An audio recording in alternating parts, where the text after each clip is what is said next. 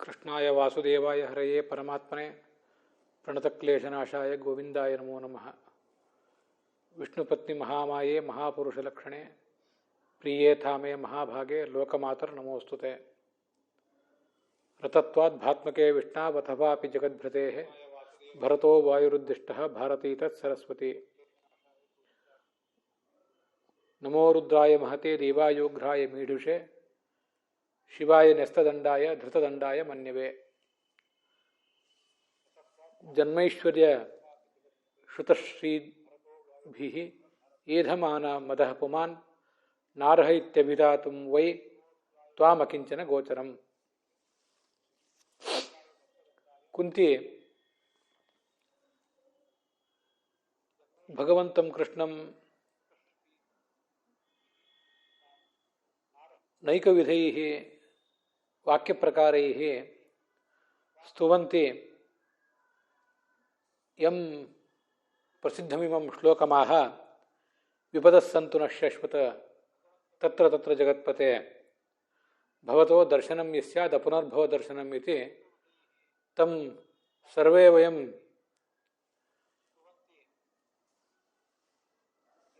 ಗತೆ ಭಾಗೆ ಶ್ರುತ್ವಾ ಮಹಾಂತಂ ಆನಂದಂ ಮಹಾಂತಂ ಬೋಧಂ ಚ ಅನ್ವಭವಾಮ. ಯೇ ಕೇಚನ ಭಕ್ತಾಃ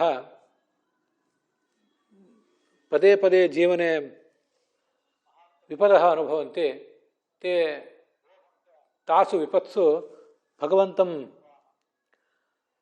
ಸ್ಮರಂತಿ. ಸ್ಮೃತಶ್ಚ ಭಗವಾನ್ ತೇಷಾಂ ಚಿತ್ತೆ ಆವಿರ್ಭವತಿ. ತತಶ್ಚ ತೇ ಸಾಧಕಾಃ ಮುಚ್ಯಂತೆ. ಏವಂಚ ವಿಪದಃ ಭಗವಂತಂ ಸ್ಮಾರಯಂತಿ ಭಕ್ತಂ. ಸಂಪದಸ್ತು ಭಗವಂತಂ ವಿಸ್ಮಾರಯಂತಿ ಸಂಪನ್ಮದಾ ಮತ್ತಂ ತಮೇವ ಅಸ್ಮಿನ್ ಶ್ಲೋಕೆ ಆಹ. ಯೇ ಕೇಚನ ಜನಾಃ ಉತ್ತಮೇ ಕುಲೆ ಜನ್ಮನಃ ಕಾರಣೇನ ಮಹದೈಶ್ವರ್ಯಕಾರಣೇನ ಶ್ರುತಸ್ಯ ಜ್ಞಾನಸ್ಯ ಕಾರಣೇನ ಅನ್ಯಯಾ ಕಯಾ ವಾ ಶ್ರಿಯಾ ಸಂಪಾದಿತಯಾ ಕಾರಣೇನ ನಿತ್ಯಂ ಮದಮೇವ ವರ್ಧಯಂತಿ. ತೇಷು ಮದ ಏವ ವರ್ಧತೆ. ತೇ ಪುಮಾಂಸಃ ಭಗವಂತಂ ಅನೇನ ಪ್ರಕಾರೇಣ ಕುಂತ್ಯುಕ್ತ ಪ್ರಕಾರೇಣ ನೈವ ಅಕಿಂಚನ ಗೋಚರಂ ಭಗವಂತಂ ಸ್ತೋತುಂ ತೋಷಯಿತುಂ ಅರ್ಹಂತಿ ಇತಿ ಅಯಂ ಶ್ಲೋಕಃ. ಕಥಂ ಚ ಭಗವಂತಂ ಸ್ಮರಂತಿ ಜನಾಃ ಕಥಂ ವಾ ನ ಸ್ಮರಂತಿ ವಿಸ್ಮರಂತ್ಯೇವೇತಿ. ಕುಂತಿ ಕೃಷ್ಣನನ್ನು ಸ್ತುತಿಸಿದ್ದನ್ನು ನಾವು ನೋಡ್ತಾ ಇದ್ದೇವೆ. ವಿಪದಸ್ಸಂತು ನ ಶಾಶ್ವತ ಅನ್ನುವಂಥ ನಮ್ಮ ಕಣ್ತೆರೆಸುವಂಥ ಒಂದು ಶ್ಲೋಕ. ಜನ್ಮದ ಜಗತ್ತಿನಲ್ಲಿ ನಮ್ಮ ಜೀವನದಲ್ಲಿ ವಿಪತ್ತುಗಳಂತೂ ಬಂದೇ ಬರ್ತವೆ. ಅದನ್ನು ಬದಲಾಯಿಸುವುದು ಸಾಧ್ಯವಿಲ್ಲ. ಆದರೆ ನಮ್ಮ ದೃಷ್ಟಿಕೋನವನ್ನು ಬದಲಾಯಿಸಿಕೊಳ್ಳಿಕ್ಕೆ ಸಾಧ್ಯ ಇದೆ ಅಂತ ಮನೋವಿಶ್ಲೇಷಣವನ್ನು ನಮಗೆ ಕೊಟ್ಟಂತಹ ನಮ್ಮನ್ನು ಎಚ್ಚರಿಸಿದಂಥ ಒಂದು ಶ್ಲೋಕವನ್ನು ಕಳೆದ ದಿವಸ ನೋಡಿದ್ದೇವೆ. ವಿಪತ್ತಿದ್ದವರಿಗೆ ಭಗವಂತ ನಾಮಸ್ಮರಣೆ ಬರ್ತದೆ, ಆದರೆ ಸಂಪತ್ತು ಯಾರಿಗಿರ್ತದೆ ಅವರಿಗೆ ಭಗವಂತನ ನಾಮಸ್ಮರಣೆ ಬರೋದಿಲ್ಲ ಅಂತ ಅನ್ನೋದನ್ನು ಈಗ ಹೇಳ್ತಿದ್ದಾಳೆ. ಸಂಪತ್ತು ಅಂದರೆ ಎಂಥ ಸಂಪತ್ತು? ಉತ್ತಮ ಕುಲದಲ್ಲಿ ಹುಟ್ಟಿದ್ದೀವಿ ಅನ್ನೋ ಸಂಪತ್ತು.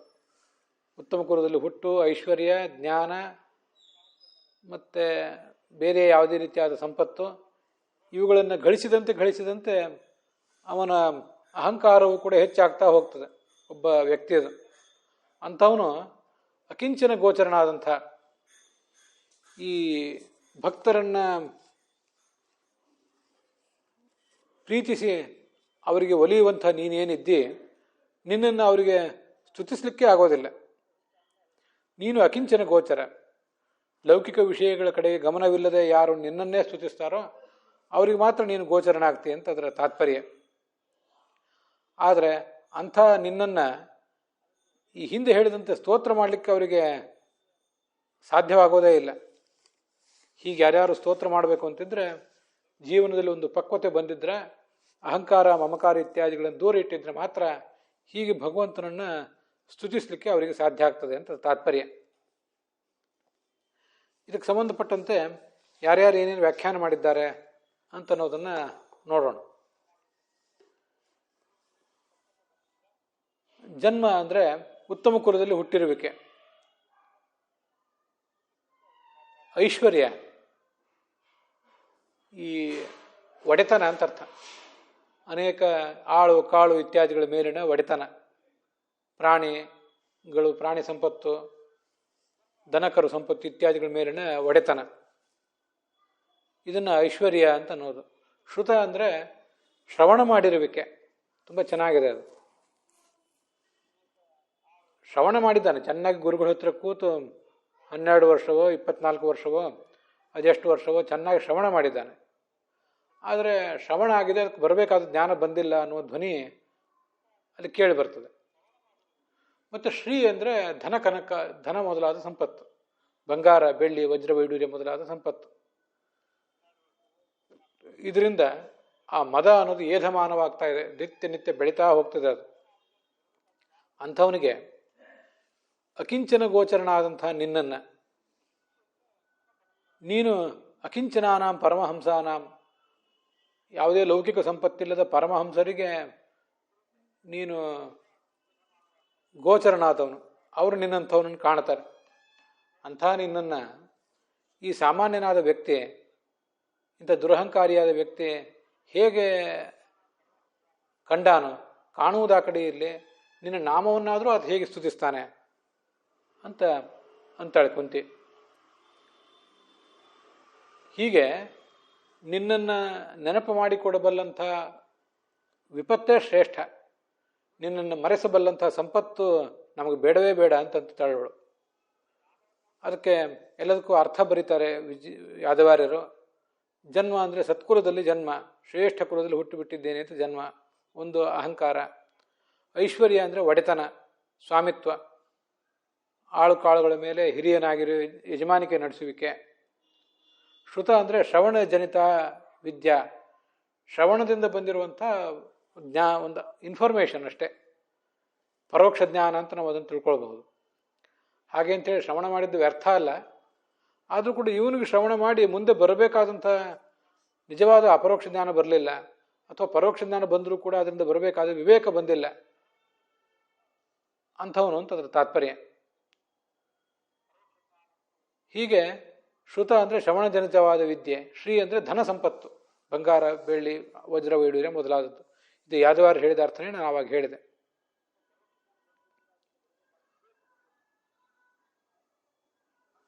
ಕೃಷ್ಣಾಯ ವಾಸುದೇವಾಯ ದೇವಕೀ ನಂದನಾಯ ಚ ಅಂತೇನು ಕುಂತಿ ಸ್ತೋತ್ರ ಮಾಡಿದ್ದಲ್ಲ, ಹಾಗೆ ಸ್ತೋತ್ರ ಮಾಡಲಿಕ್ಕೆ, ಆ ಥರ ಸ್ತೋತ್ರ ಮಾಡಲಿಕ್ಕೆ ಇಂಥ ಮನುಷ್ಯ ಯಾವತ್ತೂ ಕೂಡ ಸಮರ್ಥನಾಗೋದಿಲ್ಲ. ನಿನ್ನನ್ನು ಸಮರ್ಥನೆ ಮಾಡಲಿಕ್ಕೂ ದೃಷ್ಟನಲ್ಲ, ಅವನು ಸಮರ್ಥನಾಗೋದಿಲ್ಲ. ನಿನ್ನನ್ನು ಸ್ಮರಣೆ ಮಾಡಲಿಕ್ಕೂ ಸಮರ್ಥನಾಗೋದಿಲ್ಲ, ನಿನ್ನ ನೋಡಲಿಕ್ಕೂ ಕೂಡ ಸಮರ್ಥನಾಗೋದಿಲ್ಲ. ಸ್ಮರಣೆ ಮಾಡಲಿಕ್ಕೆ ಆಗೋದಿಲ್ಲ ಅಂದಮೇಲೆ ನೋಡಲಿಕ್ಕೆ ಹೇಗೆ ಸಾಧ್ಯ ಆಗ್ತದೆ? ಅಕಿಂಚನಾನಾಂ ಜನ್ಮಾದಿ ಜನಿತ ಮದಶೂನ್ಯಾನಾಂ, ಇವೆಲ್ಲ ಈ ಕಿಂಚನ, ಈ ಜಗತ್ತಿನಲ್ಲಿ ಏನಿದೆ ನಾನು ನನ್ನದು ಅನ್ನುವಂಥ ಅಭಿಮಾನ, ನಮ್ಮ ಮದಕ್ಕೆ ಕಾರಣವಾದಂಥ ಸಂಗತಿಗಳು, ಅವೇ ಜನ್ಮಾದಿ ಜನಿತವಾದ ಮದಗಳು ಅಂತ ಬರೀತಾರೆ ಯಾದವಾರ್ಯರು. ಅದು ಯಾರಿಗಿಲ್ಲವೋ ನೈವಿದ್ಯತೆ ಕಿಂಚನ ಯೇಷಾಂತೆ ಅಕಿಂಚನಾಹ, ಸ್ವಲ್ಪವೂ ಇಲ್ಲದೇ ಇದ್ದವರು ಅಂತ ಹೀಗೆ ಅದರ ತಾತ್ಪರ್ಯ. ಅಕಿಂಚನ ಅಂದರೆ ಸ್ವಲ್ಪವೂ ಇಲ್ಲದೇ ಇದ್ದವರು. ಏನು ಇಲ್ಲದೇ ಇದ್ದವರು? ಹಿಂದೆ ಬಂದಿದ್ದರಿಂದ ಮದವನ್ನೇ ಇಟ್ಕೊಳ್ಬೇಕು. ಮದ ಇಲ್ಲದೇ ಇದ್ದವರು.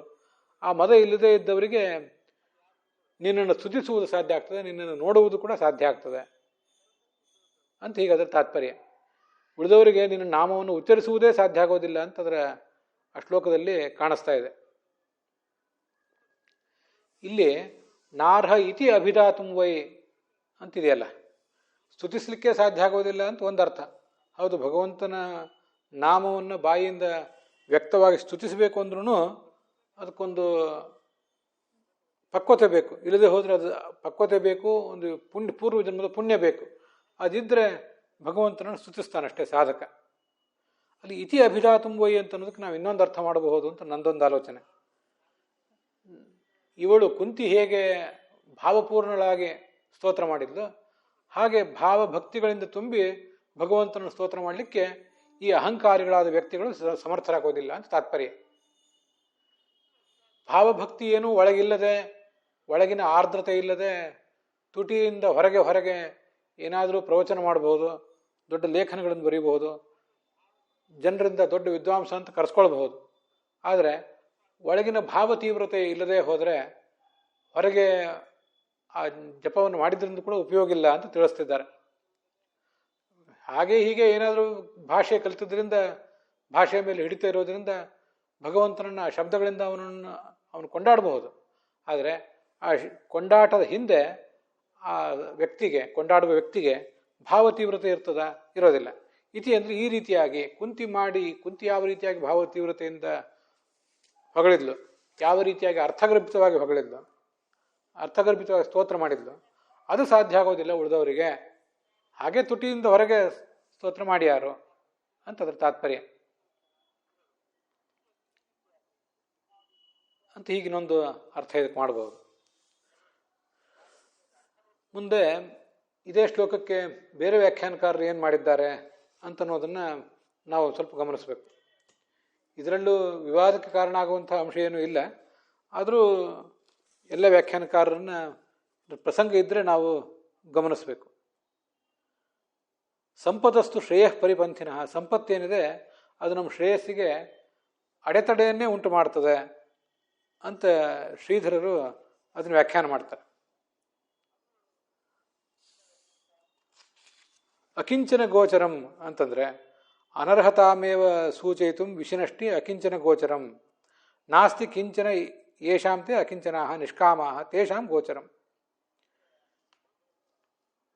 ಯಾರಿಗೆ ಏನೊಂದು ಲೌಕಿಕ ಸಂಪತ್ತೇ ಇಲ್ಲವೋ,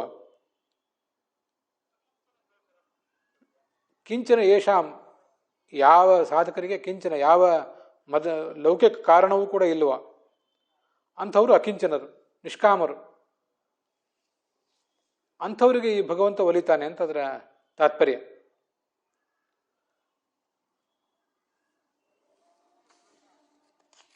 ಹೀಗೆ ವೀರರಾಘವರು ಅದಕ್ಕೆ ಅರ್ಥ ಬರೆದಿದ್ದಾರೆ. ಮತ್ತೆ ರಾಧಾಕೃಷ್ಣರು ಇದಕ್ಕೆ ವಿಶಿಷ್ಟವಾದ ಅರ್ಥ ಏನೂ ಬರೆದಿಲ್ಲ.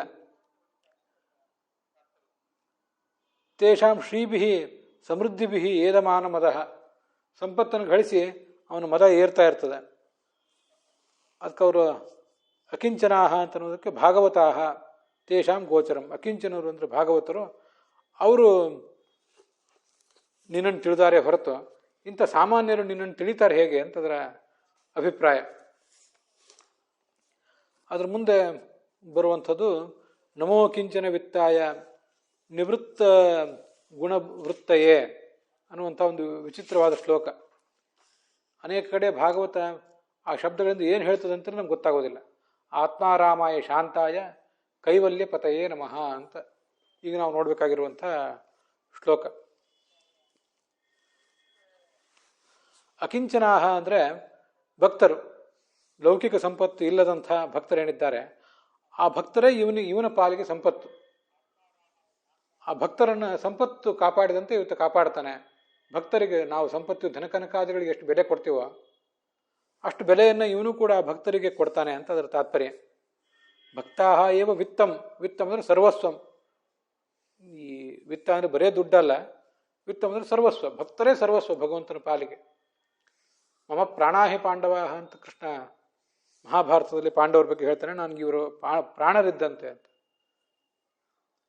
ಜ್ಞಾನೀತು ಆತ್ಮೈವ ಮೇಮತಂ, ಜ್ಞಾನಿ ನನ್ನ ಆತ್ಮವೇ ಆಗಿದ್ದಾನೆ, ಹೀಗೆ ನನಗವನು ಸರ್ವಸ್ವ ಆಗಿದ್ದಾನೆ. ಆತ್ಮವಾಗಿರುವುದು ಅಂದರೆ ಸರ್ವಸ್ವ ಆಗಿರೋದು ಅಂತ ಅರ್ಥ. ಹೀಗೆಲ್ಲ ಜ್ಞಾನಿಗಳ ಬಗ್ಗೆ, ಭಕ್ತನ ಬಗ್ಗೆ ತನಗಿರುವಂಥ ಪ್ರೀತಿಯನ್ನು ಭಗವಂತ ಹೇಳ್ಕೊಂಡಿದ್ದಾನೆ. ಹೀಗೆ ಭಕ್ತರೇ ಈತನ ಪಾಲಿಗೆ ಸರ್ವಸ್ವ ಅಂತ ಅದ್ರ ತಾತ್ಪರ್ಯ. ಆಯಿತು. ಅದರಿಂದ ಮುಂದೇನು? ಗುಣವೃತ್ತಯ ಧರ್ಮಾರ್ಥ ಕಾಮಾಹ ವಿಷಯ. ಶ್ರೀಧರಿ ವ್ಯಾಖ್ಯಾನದಲ್ಲಿ ಧರ್ಮ ಅರ್ಥ ಕಾಮ ಅನ್ನುವಂಥ ಈ ಮೂರು ಗೌಣವಾದ ಪುರುಷಾರ್ಥಗಳು ಈತನಿಗೆ ಇಲ್ಲ. ಅವು ಈತನನ್ನು ಬಿಟ್ಟು ದೂರ ಹೋಗಿವೆ. ಅವನೇನು ಧರ್ಮ ಸಂಪಾದನೆ ಮಾಡಬೇಕಾಗಿಲ್ಲ, ಅರ್ಥ ಸಂಪಾದನೆ ಮಾಡಬೇಕಾಗಿಲ್ಲ, ಕಾಮವನ್ನು ಕೂಡ ಅವನು ಹೊಸದಾಗಿ ಸಂಪಾದನೆ ಮಾಡಬೇಕಾದದ್ದೇನೂ ಇಲ್ಲ, ಮೋಕ್ಷವನ್ನು ಕೂಡ ಸಂಪಾದನೆ ಮಾಡಬೇಕಾದ್ದಿಲ್ಲ. ಆದರೆ ಅವರು ಮೋಕ್ಷ ಅನ್ನುವುದನ್ನು ಬರೋದಿಲ್ಲ ಯಾಕೋ ಅಷ್ಟೇ. ಹೀಗೆ ಗುಣವೃತ್ತಯ ಅಂದರೆ ಗೌಣವಾದ ಈ ಮೂರು ಧರ್ಮಾರ್ಥ ಕಾಮಗಳು ಆತನ ಪಾಲಿಗೆ ಇಲ್ಲ. ಯಾಕೆಂದರೆ ಆತ್ಮಾರಾಮಾಯ, ಅವನು ತನ್ನೊಳಗೆ ತಾನೇ ಆನಂದ ಪಡ್ಕೊಂಡಿದ್ದಾನೆ, ಆನಂದಮಯನಾಗಿದ್ದಾನವನು. ಸೃಷ್ಟಿಯಾದಿಗಳನ್ನು ಅವನು ಮಾಡುವುದು ಕೋಶ್ಯೇವಾನ್ಯಾತ್ ಕಃ ಪ್ರಾಣ್ಯಾತ್ ಯದೇಶ ಆಕಾಶ ಆನಂದೋ ನ ಸ್ಯಾತ್ ಅಂತ ಹೇಳಿದಂತೆ, ಆನಂದ ಅವನಲ್ಲಿ ತುಂಬಿ ತುಳುಕ್ತಿರುವುದರಿಂದ ತುಂಬಿ ತುಳುಕುವ ಆನಂದದ ಅಭಿವ್ಯಕ್ತಿಯ ರೂಪವಾಗಿ ಸೃಷ್ಟಿಯನ್ನು ಮಾಡ್ತಿದ್ದಾನೆ ಹೊರತು ಅವನು ಮತ್ತೇನನ್ನು ಪಡೆಯುವುದಕ್ಕಾಗಿ ಮಾಡ್ತಿಲ್ಲ. ತನ್ನೊಳಗಿನಿಂದ ತಾನೇ ಆತ ಆರಾಮವಾಗಿದ್ದಾನೆ. ತುಂಬ ಸುಂದರವಾದಂಥ ಶಬ್ದ ಆರಾಮ ಅಂಥೇಳಿ. ಯಾರಾದರೂ ಮಕ್ಕಳಿಗೆ ಆರಾಮ ಅಂತ ಹೆಸರಿಡುವುದಾದ್ರೆ ಇಡಬಹುದು. ಯಾಕೆ ಆತ್ಮಾರಾಮ ಯಾಕೆಂದರೆ ಶಾಂತ. ಶಾಂತ ಅಂದರೆ ಇದನ್ನು ನಾವು ತಿಳ್ಕೋಬಹುದು, ಶಾಂತವಾದ ಸರೋವರ, ಅದಕ್ಕೇನು ಅದರ ಶಾಂತತೆಗೆ ಧಕ್ಕೆ ಬಂದಿಲ್ಲ ಅಂತ. ಆ ಥರ ರಾಗಾದಿರಹಿತವಾದಂಥ ಸ್ವಭಾವ, ರಾಗ ದ್ವೇಷ ಇತ್ಯಾದಿಗಳು ಯಾವುದೂ ಇಲ್ಲದೇ ಇರುವಂಥ ಒಂದು ಸ್ವಭಾವ ಆ ಭಗವಂತಂದು. ಆದ್ದರಿಂದ ಆತ ಶಾಂತ ಅಂತ ಕರೆಸ್ಕೊಂಡಿದ್ದಾನೆ. ಕೈವಲ್ಯ ಪತೆಯೇ ಅಂತ ಆ ಮುಂದಿನ ಶಬ್ದ. ಕೈವಲ್ಯ ಅಂದರೆ ಮೋಕ್ಷ. ಆ ಮೋಕ್ಷವನ್ನು ಕೊಡಲಿಕ್ಕೆ ಸಮರ್ಥನಾದವನು. ಕೈವಲ್ಯದ ಪತಿ ಅಂದರೆ ಒಡೆಯ ಅಂತ ಅದರ ತಾತ್ಪರ್ಯ ಆಗ್ತದೆ. ಇದು ಶ್ರೀಧರರು ಆ ಶಬ್ದಕ್ಕೆ ಮಾಡಿದಂಥ ವ್ಯಾಖ್ಯಾನ. ಇನ್ನು ವೀರರಾಘವರು ಅದಕ್ಕೇನು ವ್ಯಾಖ್ಯಾನ ಮಾಡ್ತಾರೆ ಅಂತ ಅನ್ನೋದನ್ನು ನೋಡಬೇಕು. ಅಕಿಂಚನರು ಅಂದರೆ ಲೌಕಿಕ ಅಪೇಕ್ಷೆ ಇಲ್ಲದೆ ಇರುವಂಥ ಸಾಧಕರು. ಅವರಿಗೆ ಈತ ವಿತ್ತ. ವಿತ್ತ ಅಂದರೆ ಲಭ್ಯ, ತಿಳಿಯುವವನು ಅಂತ ಅರ್ಥ. ವಿಧ ಲಾಭೆ ಅಂತ ಧಾತು ಇದೆ. ಆ ಧಾತುವಿನ ಮೂಲಕ ಯಾರಿಗೆ ಲೌಕಿಕ ವಸ್ತುಗಳ ಸೆಳೆತವಿಲ್ಲವೋ, ಸ್ವಲ್ಪ ಸೆಳೆಯುತ್ತವೂ ಇಲ್ವೋ, ಕಿಂಚನ ಅಂದರೆ ಸ್ವಲ್ಪ ಸೆಳೆತ, ಅಕಿಂಚನ ಅಂದರೆ ಸ್ವಲ್ಪ ಸೆಳೆತವೂ ಇಲ್ಲದೆ ಇದ್ದಂಥವ್ರು, ಅಂಥವ್ರಿಗೆ ಈ ಭಗವಂತ ವಿತ್ತ ದೊರೀತಾನೆ ಅಂತ ಅರ್ಥ. ಮತ್ತು ನಿವೃತ್ತ ಗುಣವೃತ್ತಯೇ ಅಂದರೆ ಗುಣಗಳು ಅಂದರೆ ರಜಸ್ಸು ಮತ್ತು ತಮಸ್ಸು, ಸತ್ವ ರಜಸ್ಸು ತಮಸ್ಸು ಅನ್ನುವಂಥ ಮೂರು ಗುಣಗಳು. ಅಲ್ಲಿ ಸತ್ವ ಅಂತ ಅನ್ನೋದನ್ನು ಯಾಕೋ ಬರೆದಿಲ್ಲ ವ್ಯಾಖ್ಯಾನದಲ್ಲಿ. ವಸ್ತುತಃ ಸತ್ವ ರಜಸ್ಸು ತಮಸ್ಸು ಅನ್ನೋ ಮೂರು ಗುಣಗಳು, ಆ ಗುಣಗಳಿಂದ ಆಗುವ ಪರಿಣಾಮಗಳು, ಕಾಮ ಕ್ರೋಧ ಮೊದಲಾದ ಪರಿಣಾಮಗಳು, ಇವು ಯಾವುದು ಕೂಡ ಭಗವಂತನಲ್ಲಿ ಆಗೋದಿಲ್ಲ. ಆತನಲ್ಲಿ ಇರುವಂಥ ಜ್ಞಾನ, ಆತನಲ್ಲಿರುವಂಥ ಸುಖ ಇತ್ಯಾದಿಗಳೆಲ್ಲವೂ ಕೂಡ ಅನಾದಿ ಕಾಲದಿಂದ ಇರುವಂಥದ್ದು. ಅದು ಈ ಯಾವುದೋ ಸತ್ವಗುಣ ಮೊದಲಾದ ಗುಣಗಳ ಉದ್ರೇಕದಿಂದ ಹುಟ್ಟಿರುವಂಥದ್ದಲ್ಲ ಅಂತ ನಾವು ತಿಳ್ಕೊಳ್ಬೇಕು. ಶಾಂತ ಅಂದರೆ 6 ಅಲೆಗಳಿಂದ ರಹಿತನಾದವನು. ಇನ್ನೊಂದು ಅರ್ಥ ತುಂಬ ಚೆನ್ನಾಗಿದೆ. ಸರೋವರ ಅಂತ ಅನ್ನೋದು ಶಾಂತವಾಗಿದೆ ಅಂದಾಗ ಅದರಲ್ಲಿ ಅಲೆಗಳು ಕಡಿಮೆ ಆಗಿವೆ, ಶಾಂತವಾಗಿದೆ. ಅದನ್ನು ನೋಡಿ ಜನ ಸಂತೋಷ ಪಡ್ತಾರೆ, ಅದರ್ಥ. ಹಾಗೆ ಇಲ್ಲಿ ಶಾಂತವಾದ ಭಗವಂತನ ಸ್ವರೂಪ ಅಂದರೆ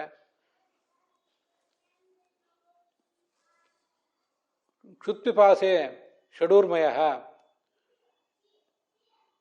ಶೋಕಮೋಹೋ ಜರಾಮೃತ್ಯು ಕ್ಷುತ್ಪಿಪಾಸೆ ಷಡೂರ್ಮಯ ಅಂತ 6 ಊರ್ಮಿಗಳು, 6 ಅಲೆಗಳು ಯಾವುದದು ಅಂದರೆ ಒಂದು ಹಸಿವು, ಮತ್ತೊಂದು ನೀರಿಡಿಕೆ, ಶೋಕ ಅಂದರೆ ದುಃಖ, ಮೋಹ ಅಂದರೆ ಏನು ಮಾಡಬೇಕು ಅನ್ನುವ ಪರಿಜ್ಞಾನ ಇಲ್ಲದೆ ಇರುವಂಥ ಅವಿವೇಕ, ಮತ್ತು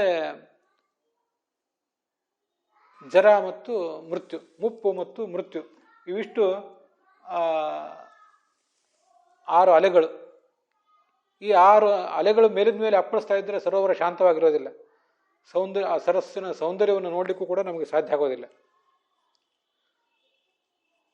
ನಮ್ಮ ಮಾನಸ ಸರೋವರ ಅಂತ ಅನ್ನೋದು ಆ ರೀತಿಯಾಗಿ ಹಸಿವು, ನೀರಡಿಕೆ, ಶೋಕ, ಮೋಹ, ಮುಪ್ಪು ಮತ್ತು ಸಾವು ಅನ್ನುವ 6 ಅಲೆಗಳಿಂದ ರಹಿತವಾಗಬೇಕು.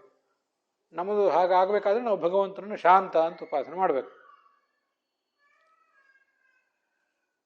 ಆತ್ಮಾರಾಮ ಅಂದರೆ ಸ್ವಾನುಭವೈಕ ಪರಾಯ, ತನ್ನ ಅನುಭವದಲ್ಲೇ ತಾನು ಯಾವತ್ತೂ ಕೂಡ ಮಗ್ನನಾಗಿದ್ದವನು. ಇನ್ನೊಬ್ಬರ ಅನುಭವ ಇತ್ಯಾದಿಗಳು ಅವನಿಗೆ ತಿಳಿಯೋದಿಲ್ಲ ಅಂತಲ್ಲ, ಗೊತ್ತಾಗ್ತದೆ. ಆದರೆ ಆತ ಜ್ಞಾನವನ್ನು ಪಡೆಯಲಿಕ್ಕೆ ಇನ್ನೊಂದು ಯಾವುದನ್ನು ಅವಲಂಬಿಸಬೇಕಾಗಿಲ್ಲ ಅಂತ ಅದರ ತಾತ್ಪರ್ಯ ಆಗ್ತದಷ್ಟೆ. ಹೀಗೆ ಆತ್ಮಾರಾಮ ಅಂದರೆ ಸ್ವಾನುಭವೈಕ ರೂಪ, ಕೈವಲ್ಯ ಅಂದರೆ ಪ್ರಕೃತಿ ಸಂಬಂಧ ರಹಿತನಾದವನು, ರಹಿತವಾದಂಥ ಮೋಕ್ಷ ಅಂತ ಅದರ ತಾತ್ಪರ್ಯ. ಅಂಥ ಮೋಕ್ಷಪ್ರದನಾದಂಥ ಕೈವಲ್ಯ ಪತಿಯಾದಂಥ ನಿನಗೆ ನಾನು ನಮಸ್ಕಾರ ಮಾಡ್ತೀನಿ ಅಂತ 27ನೇ ಶ್ಲೋಕ, ಇದು 27 ಅಂತ ಕೆಲವು ಕಡೆ ಬೇರೆ ಕಡೆ, ಇನ್ನು ಕೆಲವು ಕಡೆ 29ನೇ 30ನೇ ಶ್ಲೋಕ ಆಗ್ತವೆ. ನಮ್ಮ ವ್ಯಾಖ್ಯಾನಕ್ಕೆ ಅನುಸಾರವಾಗಿ ನಾವು ನೋಡ್ತಿರೋ ಪುಸ್ತಕಕ್ಕೆ ಅನುಸಾರವಾಗಿ ಅದನ್ನೆಲ್ಲ ನಾವು ತಿಳ್ಕೊಳ್ಬೇಕಷ್ಟೆ. 30ನೇ ಶ್ಲೋಕ ಇದು ನಾವು ನೋಡ್ತಿರುವ ಪಾಠಕ್ಕೆ ಅನುಸಾರವಾಗಿ.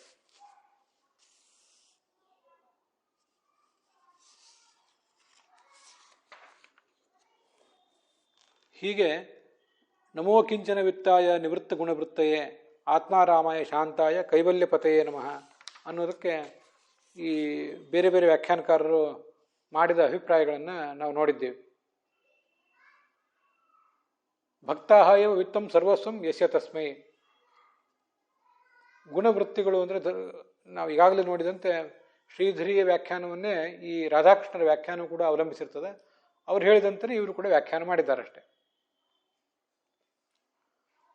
ಆನಂದ ಸ್ವರೂಪನಾದವನು ತನ್ನ ಆನಂದ ಸ್ವರೂಪದಲ್ಲೇ ತಾನು ರಮಿಸ್ತಾ ಇದ್ದಾನೆ, ಸಂತೋಷ ಪಡ್ತಾ ಇದ್ದಾನೆ ಅಂತ ಅದರ ತಾತ್ಪರ್ಯ.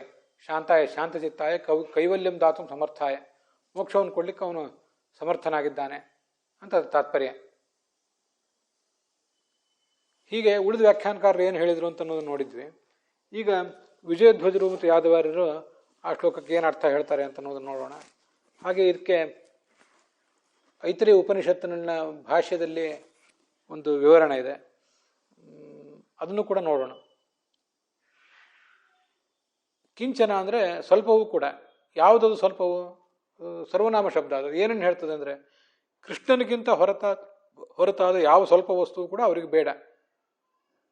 ಅಂಥ ಅಕಿಂಚನರಾದ ಸಾಧಕರೇನಿದ್ದಾರೆ ಅವರೇ ಈ ಭಗವಂತನ ಪಾಲಿಗೆ ವಿತ್ತ ಇದ್ದಂತೆ, ಸಂಪತ್ತಿದ್ದಂತೆ.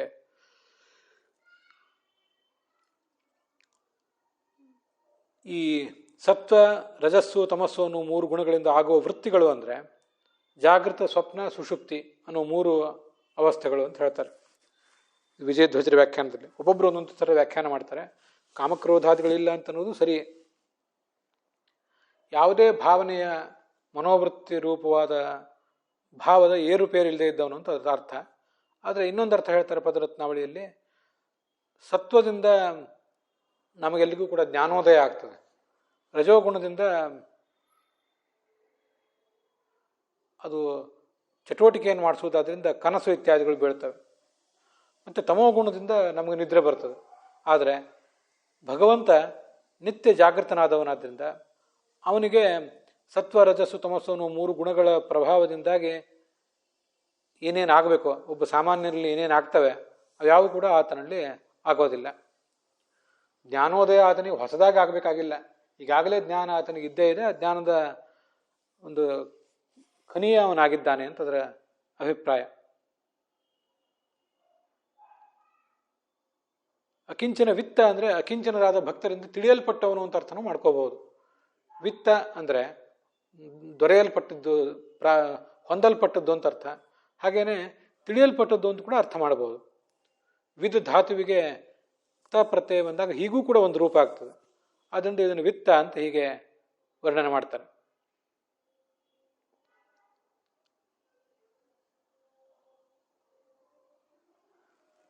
ಹೀಗೆ ಆತ್ಮನೇ ಆರಾಮತೆ ಐತಿ ಆತ್ಮಾರಾಮ, ತನ್ನಲ್ಲಿ ತಾನೇ ಯಾವತ್ತೂ ಕೂಡ ಆನಂದ ಪಡ್ತಾ ಇರುವಂಥವನು. ಆತ್ಮನಾಂ ಚೇತಾನಾಂ ಆರಾಮಾಯ ಕ್ರೀಡಾ ಕೃತ್ರಿಮ ಭವನಾಯ. ಆತ್ಮಾರಾಮರು ಅಂದರೆ ಆತ್ಮ ಅಂದರೆ ಜೀವರು ಅಂತ ಅರ್ಥ. ನಾವೆಲ್ಲ ಜೀವರೇನಿದ್ದೇವೆ, ನಮಗೊಂದು ಆತ ಆರಾಮ ಇದ್ದಂತೆ. ಈ ಆರಾಮ ಅಂದ್ರೆ ಏನು? ಒಂದು ಉಪವನಕ್ಕೆ ಹೋಗಿ ನಾವಲ್ಲಿ ಹೇಗೆ ನಮ್ಮ ದೈನಂದಿನ ಚಟುವಟಿಕೆಯಿಂದ ಆಗಿರುವಂಥ ದಣಿವನ್ನೆಲ್ಲ ಮರಿತೀವೋ, ಹಾಗೆ ಭಗವಂತನೆಂಬ ವೃಕ್ಷದ ಹತ್ರ ಹೋಗಿ, ಆ ಕಲ್ಪವೃಕ್ಷದ ಹತ್ರ ಹೋಗಿ, ಆರಾಮ ಕಲ್ಪವೃಕ್ಷಾಣಾಂ ವಿರಾಮ ಸಕಲಾಪದಾಂ ಅಭಿರಾಮ ಸ್ತ್ರಿಲೋಕಾನಾಂ ರಾಮ ಶ್ರೀಮಾನ್ ಸನಃಪ್ರಭು ಅನ್ನುವಲ್ಲಿ ನಮಗೆ ಕಾಣಿಸುವುದು ಅದೇನೆ. ಅವನು ಕಲ್ಪವೃಕ್ಷಗಳ ತೋಪು ಉದ್ಯಾನವನ. ಯಾಕೆಂದರೆ ಆ ಉದ್ಯಾನವನಕ್ಕೆ ಹೋಗಿ ಎಲ್ಲ ಥರದ ದಣಿವು, ಸಂಸಾರದಲ್ಲಿ ಆಗಿರುವ ದಣಿವು, ದುಃಖ, ದುಮ್ಮಾನ ಇತ್ಯಾದಿಗಳನ್ನ ಕಳ್ಕೊಂಡು ಸಾಧಕನಾದವನು ಆ ಮುಕ್ತಿ ಅವಸ್ಥೆಯಲ್ಲಿ ಪ್ರವೇಶ ಮಾಡ್ತಾನೆ. ಹೀಗೆ ಆ ಭಗವಂತ ಅವರನ್ನು ಶಾಂತರನ್ನಾಗಿ ಮುಕ್ತರನ್ನಾಗಿ ಇಡುವಂಥ ಒಂದು ವನದಂತೆ ಇದ್ದಾನೆ ಅಂತ ಅದರ ತಾತ್ಪರ್ಯ. ತದ್ವನಮಿತ್ಯುಪಾಸೀತ, ಆ ಭಗವಂತನನ್ನು ವನ ಅಂತ ಉಪಾಸನೆ ಮಾಡಬೇಕು ಅಂತ ಬಂದಿದೆ. ವನ ಅಂದರೆ ನಮಗಾತ ಸೇವ್ಯ, ನಾವು ಆತನನ್ನು ಸೇವಿಸಬೇಕು ಅಂತ ಅರ್ಥ. ಹೀಗೆ ವನ ಅಂದರೆ ಅವನು ಆರಾಮ ವನ, ಒಂದು ಉಪವನದಂತೆ ನಮಗೆ ಶಾಂತತೆಯನ್ನು ಕೊಡುವಂಥವನು ಅಂತ ಅದರ ತಾತ್ಪರ್ಯ. ಶಾಂತ ಅಂದರೆ ಸುಖಪೂರ್ಣ ಅಂತ ಅರ್ಥ, ಇನ್ನೊಂದು ಅರ್ಥನೂ ಹೇಳಬಹುದು. ಕೈವಲ್ಯಪತಿ ಅಂದರೆ ಮುಕ್ತಿನಾಥ, ಆ ಮುಕ್ತಿನಾಥನಾದ ಭಗವಂತನಿಗೆ ನಮಸ್ಕಾರ ಅಂತ ಅದರ ಅರ್ಥ ಹೇಳಿದ್ದಾರೆ ವಿಜಯಧ್ವಜರು.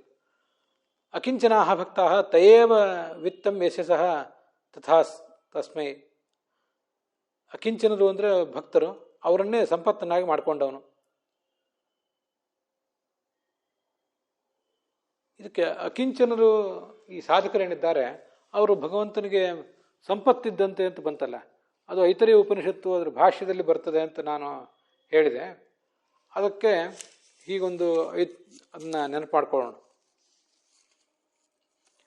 ಅಥೋ ಆವೃತಾಸೋ ಅವತಾಸೋ ನ ಕರ್ತೃಭಿರಿತಿ ಸರ್ವಂ ಹೀದಂ ಪ್ರಾಣೇನ ಆವೃತಂ ಸೋಯಂ ಆಕಾಶ ಪ್ರಾಣೇನ ಬೃಹತ್ಯಾ ವಿಷ್ಟಬ್ಧಃ ತಥಾ ಅಯಂ ಆಕಾಶ ಪ್ರಾಣೇನ ಬೃಹತ್ಯಾ ವಿಷ್ಟಬ್ಧಃ ಏವಂ ಸರ್ವಾಣಿ ಭೂತಾನಿ ಆ ಪಿಪೀಲಿಕಾಭ್ಯಃ ಪ್ರಾಣೇನ ಬೃಹತ್ಯಾ ವಿಷ್ಟಬ್ಧಾನಿ ಇತ್ಯೇವ ವಿದ್ಯಾತ್ ಅಂತ ಮೂಲ ಉಪನಿಷತ್ತಿನ ಭಾಗ. ಅದಕ್ಕೆ ಆಚಾರ್ಯರು ಹೀಗೊಂದು ಅರ್ಥ ಮಾಡಿದ್ದಾರೆ.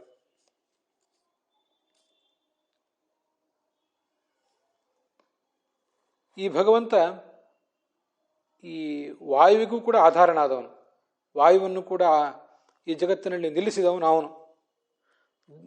ಆ ವಾಯುವಿನ ವ್ಯಕ್ತಿತ್ವ, ಆತನ ಸ್ವಭಾವ, ಆತನ ಪದವಿ ಅದೆಲ್ಲವೂ ಕೂಡ ಭಗವಂತನ ಅಧೀನವೇ ಆಗಿದೆ. ಹೀಗಾತ ಭಗವಂತನಿಗೆ ಆಧಾರನಾದವನು. ಅಲ್ಲಿ ಪ್ರಾಣೇನ ಅಂತ ಬಂತಲ್ಲ, ಪ್ರಾಣ ಅಂದರೆ ಸ್ವಯಂ ಭಗವಂತನನ್ನು ಹೇಳ್ತದೆ, ಮುಖ್ಯ ಪ್ರಾಣನನ್ನು ಹೇಳ್ತದೆ. ಆವೃತ ಸರ್ವಜೀವಾಹಿ ಯಥೈವ ಕನಕಾವಟಾಹ ಆಚ್ಛಾದ್ಯಂತೆ ವಿತ್ಪವದ್ಭಿಃ ತಾಭ್ಯಾಮೇವ ಚ ಚೇತನಾಃ ಆವೃತ ಮಹದಾದ್ಯೈಸ್ತು ದೇಹೇ ತಿಷ್ಠಂತಿ ಚೈತಯೋ ಅಂತ ಅಲ್ಲಿ ಭಾಷ್ಯ ಬರೆದಿದ್ದಾರೆ ಆಚಾರ್ಯರು. ಅದಕ್ಕೇನರ್ಥ? ಈ ಸರ್ವಜೀವರನ್ನು ಕೂಡ, ಕ್ರತುಗಳು ಅಂದರೆ ಸರ್ವಜೀವರು, ಆ ಜೀವರನ್ನು ಈ ಭಗವಂತ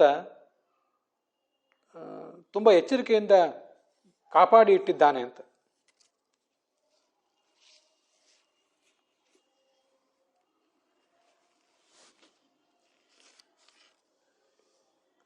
ಈ ಧನಿಕರಾದವರು ಬಂಗಾರವನ್ನು ಬಹಳ ಜತನದಿಂದ ಕಾಪಾಡ್ತಾರೆ. ಅಲ್ಲಲ್ಲಿ ಗುಳಿಗಳನ್ನು ಮಾಡಿ, ಆವಟ ಅಂತಂದರೆ ಅವರವ್ರ ಮನೆಗಳಲ್ಲಿ ಯಾವುದೋ ಬೇರೆ ಯಾರಿಗೂ ಸಿಗದಂಥ ಕೆಲವು ಹೊಂಡಗಳು, ಅದರಲ್ಲಿ ತಮ್ಮ ಬಂಗಾರವನ್ನು ಮುಚ್ಚಿಟ್ಟು ಅವ್ರು ಕಾಪಾಡ್ತಿರ್ತಾರೆ. ಹಾಗೆ ಚೇತನರನ್ನು ಕೂಡ ಈ ಭಗವಂತ ಮತ್ತು ಪ್ರಾಣದೇವನು ಕೂಡ ಅವರನ್ನು ಮುಚ್ಚಿಟ್ಟು ತಮ್ಮ ದೇಹದೊಳಗೆ ಸುರಕ್ಷಿತರನ್ನಾಗಿ ಮಾಡಿದ್ದಾರೆ ಅಂತ ಅದಕ್ಕೆ ವರ್ಣನೆ. ವಿಷ್ಟಬ್ಧಾಶ್ಚೈವ ಸರ್ವೇಪಿ ಜೀವ ಆಕಾಶ ಏವ ಚ. ಎಲ್ಲ ಜೀವರನ್ನು ಕೂಡ ಹೀಗೆ ಮಹತ್ತತ್ವ, ಅಹಂಕಾರ ತತ್ವ, ಪಂಚತನ್ಮಾತ್ರಗಳು, 5 ಕರ್ಮೇಂದ್ರಿಯ, 5 ಜ್ಞಾನೇಂದ್ರಿಯ, ಮನಸ್ಸು ಮೊದಲಾದ ತತ್ವಗಳಿಂದ ಅವರನ್ನು ಮುಚ್ಚಿಟ್ಟಿದ್ದಾನೆ. ಹೀಗೆ ಜೀವ ಅಂದರೆ ಬಂಗಾರ ಭಗವಂತನಿಗೆ. ಅಪ್ರಕ್ಷಿತಂ ವಸು ಬಿಭರ್ಷಿ ಹಸ್ತಯೋ ಅಷಾಢಸ್ತನ್ವಿ ಶ್ರುತೋದಧೆ ಆವೃತಾಸೋ ಅವತಾಸೋನ ಕರ್ತೃಭಿ ತನೂಷು ತೇ ಕ್ರತವ ಇಂದ್ರ ಭೂರಯ. ಇಲ್ಲಿ ಕ್ರತುಗಳು ಅಂದರೆ ಜೀವರು. ಅದು ಋಗ್ವೇದದಲ್ಲಿ ಬಂದಿರೋ ಮಾತು. ಉಪನಿಷತ್ನಲ್ಲಿ ಕ್ರತು ಅಂತ ಬರಲಿಲ್ಲ, ಆದರೆ ಋಗ್ವೇದದಲ್ಲಿ ಬಂದಂತೆ ಋಗ್ವೇದದಲ್ಲೂ ಇದೇ ಅರ್ಥ ಬಂದಿದೆ. ಜೀವರನ್ನು ಈ ಭಗವಂತ ಸಂಪತ್ತಿನಂತೆ ಪರಿಗಣನೆ ಮಾಡ್ತಾನೆ. ಭಗವಂತ ತನ್ನ ಕೈಯಲ್ಲಿ ಜ್ಞಾನ ಸಂಪತ್ತನ್ನು ಮತ್ತು ಧನ ಸಂಪತ್ತನ್ನು ಎರಡನ್ನೂ ಕೂಡ ಹಿಡ್ಕೊಂಡಿದ್ದಾನೆ. ಉಪಾಸಕರಿಗೆ, ಸಾಧಕರಿಗೆ, ತನ್ನ ಭಕ್ತರಿಗೆ ಅದನ್ನು ಕೊಟ್ಟು ಅವರನ್ನು ರಕ್ಷಿಸ್ತಾನೆ. ಈ ಧನಿಕರಾದವರು, ಶ್ರೀಮಂತರಾದವರು ಭೂರಂಧ್ರಗಳಲ್ಲಿ ತಮ್ಮ ಧನ ಸಂಪತ್ತಿನೆಲ್ಲ ಇಟ್ಟು ಕಾಪಾಡ್ತಿರ್ತಾರೆ. ಅದರಂತೆ ನೀನು ಕೂಡ ಎಲ್ಲ ಜೀವರನ್ನು ನಿನ್ನದೇ ಹೊಟ್ಟೆಯೊಳಗೆ ಇಟ್ಕೊಂಡು ಬಿಟ್ಟಿದ್ದೆ. ಅಷಾಢಂ ಸಹಸ್ತನ್ವಿ ಶ್ರುತೋದದೆ ಆವೃತಾಸೋ ಅವತಾಸಃ ನ ಕರ್ತೃಭಿಹಿ. ಹೀಗೆ ಜೀವನನ್ನು ಬಂಗಾರದಂತೆ ನೀನು ಕಾಪಾಡ್ತಾ ಇದ್ದಿ ಅಂತ ವೇದವಾಕ್ಯ, ಋಗ್ವೇದ ಮತ್ತು ಐತರೇಯ ಉಪನಿಷತ್ತುಗಳು ಎರಡೂ ಕೂಡ ವರ್ಣನೆ ಮಾಡ್ತಾ ಇವೆ. ಅದನ್ನೇ ಇಲ್ಲಿ ಈಗ ನಾವು ನೋಡ್ತಿರೋ ಭಾಗದಲ್ಲಿ ಅಕಿಂಚನ ವಿತ್ತ, ಜಗತ್ತಿನ ಬೇರೆ ಯಾವ ಲೌಕಿಕ ಸಂಗತಿಯನ್ನು ಒಲ್ಲದಂತಹ ಈ ಸಾಧಕರು ಭಗವಂತನನ್ನೇ ತಿಳಿಲಿಕ್ಕೆ ಪ್ರಯತ್ನ ಪಡ್ತಾರೆ. ಇಂತಹ ಸಾಧಕರನ್ನ ಭಗವಂತ ತನ್ನವರು ಅಂತ ಸ್ವೀಕಾರ ಮಾಡ್ತಾನೆ. ಅವರು ಆತನ ಪಾಲಿಗೆ ಬಂಗಾರ ಇದ್ದಂತೆ. ಬಂಗಾರವನ್ನು ಬಹಳ ಎಚ್ಚರಿಕೆಯಿಂದ ಹೇಗೆ ಧನಿಕರು ಮುಚ್ಚಿಡ್ತಾರೋ ಹಾಗೆ ಭಗವಂತನನ್ನು ಈ ಜೀವನನ್ನು ಭಗವಂತ ತನ್ನ ಹೊಟ್ಟೆಯೊಳಗೆ ಮುಚ್ಚಿಟ್ಕೊಂಡಿದ್ದಾನೆ ಅಂತ ಅದರ ತಾತ್ಪರ್ಯ. ತಮ್ಮ ದೇಹದೊಳಗೆ ಸುರಕ್ಷಿತವಾಗಿ ಇಟ್ಕೊಂಡಿದ್ದಾನೆ. ಅಕಿಂಚನ ವಿತ್ತಾಯ ಅಂತ ಅನ್ನೋ ಶಬ್ದಕ್ಕೆ ನಾವು ಹೀಗೆ ಉಪನಿಷತ್ತಿಗೆ ಅನುಸಾರವಾಗಿ ಅರ್ಥ ಮಾಡ್ಬೋದು. ಆದ್ದರಿಂದ ಭಗವಂತ ಎಷ್ಟು ಸುಭದ್ರವಾಗಿ ನಮ್ಮನ್ನು ಕಾಪಾಡ್ತಾ ಇದ್ದಾನೆ ಅಂತನ್ನೋದ್ರ ಬಗ್ಗೆ ನಮಗೊಂದು ಕಿಂಚಿತ್ ಅರಿವಾಗುವುದು ಸಾಧ್ಯ. ಭಗವಂತ ಕಾಪಾಡ್ತಿದ್ದಾನೆ, ಅಲ್ಲಿ ನಮ್ಮನ್ನು ಅಂಗೈಯಲ್ಲಿಟ್ಟು ಕಾಪಾಡ್ತಾನ, ತಾಯಿಯಂತೆ ಕಂಕುಳಲ್ಲಿ ಇಟ್ಕೊಂಡು ಕಾಪಾಡ್ತಾನ, ಹೆಗಲ ಮೇಲೆ ನಮ್ಮ ಅಜ್ಜ ನಮ್ಮನ್ನು ಕೂಡಿಸ್ಕೊಂಡು ಹೋದಂತೆ ಕಾಪಾಡ್ತಾನೋ. ಹೇಗೆ ಅಂದರೆ ತನ್ನ ಶರೀರದೊಳಗೆ ಇಟ್ಕೊಂಡು ಕಾಪಾಡ್ತಾನೆ ಅಂತ ಶಾಸ್ತ್ರ ಹೇಳಿದೆ. ಹೀಗೆ ಭಗವಂತ ಯಾವತ್ತೂ ಕೂಡ ನಮಗೆ ರಕ್ಷಕನಾಗಿ ನಮ್ಮ ಜೊತೆಗಿದ್ದಾನೆ ಅನ್ನೋದನ್ನು ಹೇಳುವಂಥ ಒಂದು ಶ್ಲೋಕ ಇದು. ಹೀಗೆ ಆ 30ನೇ ಶ್ಲೋಕದ ವಿವರದೊಂದಿಗೆ ಇವತ್ತಿನ ಈ ಭಾಗ ಸಮಾಪ್ತವಾಗಿದೆ. ಹುಸಿಯ ನಾಡಿ ಹೊಟ್ಟೆ ಹೊರೆವ ವಿಷಯದಲ್ಲಿ ರಸಿಕನೆಂದು ಹುಸಿಗೆ ಹಾಕಿದ್ರು ಎನ್ನು ಹೃಷಿಕೇಶನೇ, ಈಶ ನಿನ್ನ ಚರಣ ಭಜನೆ ಆಸೆಯಿಂದ ಮಾಡುವೆ, ದೋಷರಾಶಿ ನಾಶ ಮಾಡು ಶ್ರೀಶಕೇಶವ. ಶ್ರೀಕೃಷ್ಣಾರ್ಪಣಮಸ್ತು.